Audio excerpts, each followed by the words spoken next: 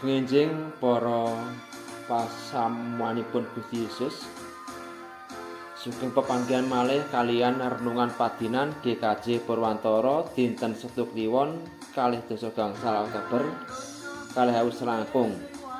Maosan kitab suci kapendhes saking Efesus 6 ayatipun 11 dumugi 12.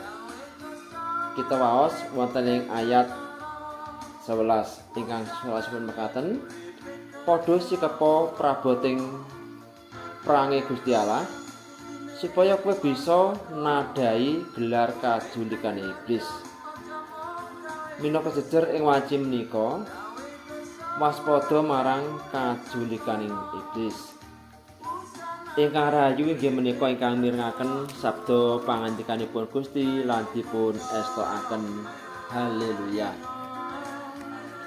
Bapak Ibu para derek ingkang binerkahan dening Gusti Yesus, menawi kita purun ngatosaken tanda-tanda jaman ingkang dumados wanci menika, mila langkung cetha bilih kita sedaya gesang wonten ing jaman wekasan. Mboten namung kita ingkang mangertos, iblis ugi mangertos. Iblis pancen ngertos bilih wekdal paukumanipun sansaya cedhak. Awit saking menika iblis kanthi sedaya kajulikanipun budidaya ngremaken membutaken mata rohani manusia supados manungsa sampun ngantos nampeni Gusti Yesus. Sampun ngantos kita menggalih bilih kita langkung kiyat katimbang iblis lan kita saged ngalahaken.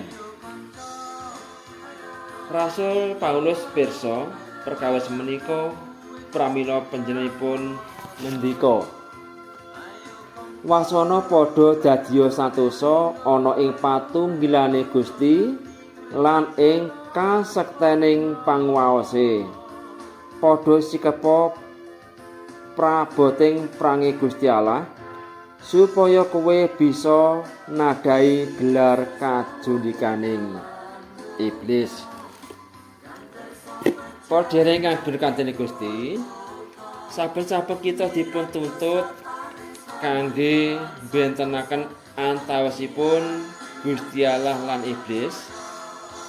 Gusti Allah menika pepadang, nanging iblis menika pepeteng.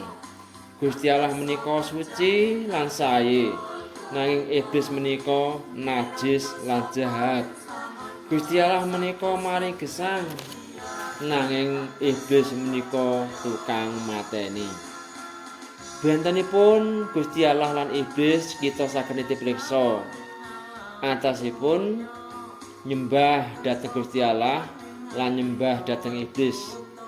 Tiyang ingkang nyembah dhateng Gusti Allah tentu gadahi sifat-sifatipun Gusti Allah.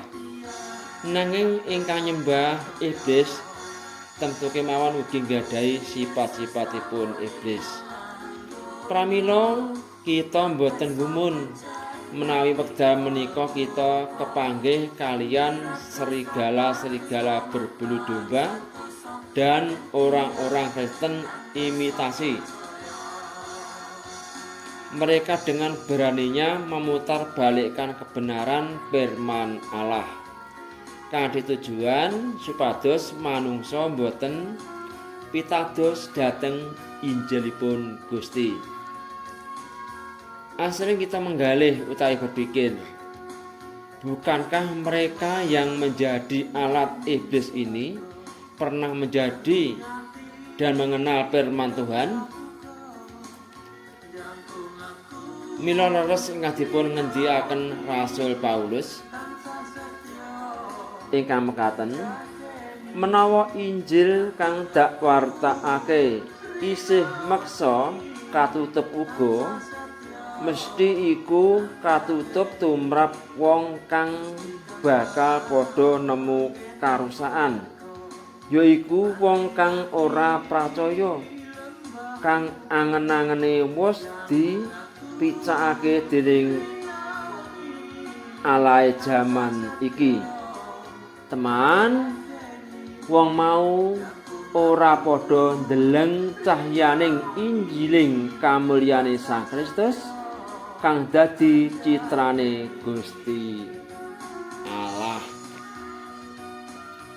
Kajurukanipun iblis cetha boten dadosaken awrat tumrap tiyang sami nggadhahi agami angger boten pracaya lan napeni Gusti Yesus Kristus wonten ing gesangipun.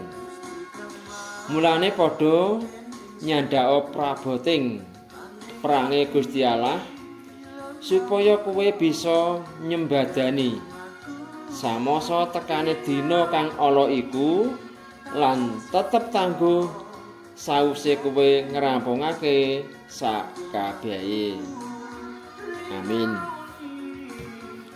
Minangka panyuraos ing wanci menika, menapa kita sedaya sampun siap napeni pandadar saking kajulukanipun iblis ingkang badhe ngrisak pangandel kita anggen kita sami napeni Gusti Yesus wonten ing gesang kita.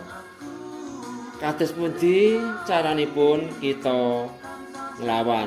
Semoga dipun suraos. Kita ndedonga. Gusti Allah Rama kawula kang asih mirma, inggih Allah ingkang kebak ing sih katresnan, Allah ingkang kabekteni saka tepang wonten asma dalem Gusti Yesus.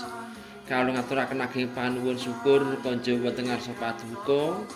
Dening wanci enjing menika kawula tansah paduka paring kekiyatan sarana pangandika paduka ingkang suci ingkang dados piwulang ingkang nyataken gesang kawula anggen kawula nderek wonten ing Sang Kristus Yesus. Paduka tebihaken saking sedaya pendamelipun pangapak dursila ingkang badhe damel ing gesang kawula sak pasamuan. Wonten asma dalem Gusti Yesus kawula sampun ndedonga. Mekaten renungan ing wanci menika mugi dadosaken kekiyatan anggen kita sedaya sami nderek Gusti Yesus. Sugeng enjing, sugeng makarya Gusti nunggil dhateng kita sedaya ngantos salaminyo.